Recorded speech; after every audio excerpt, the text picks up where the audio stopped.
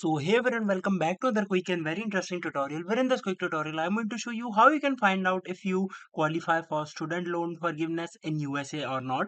Now, in order to do it, the government provided with such a facility using a website.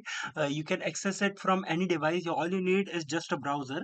In the browser, just simply go to the website that is studentaid.gov. Just simply go over there, and once it gets load, and it will tell you about the details of all the student aid programs that are available all over the government facilities.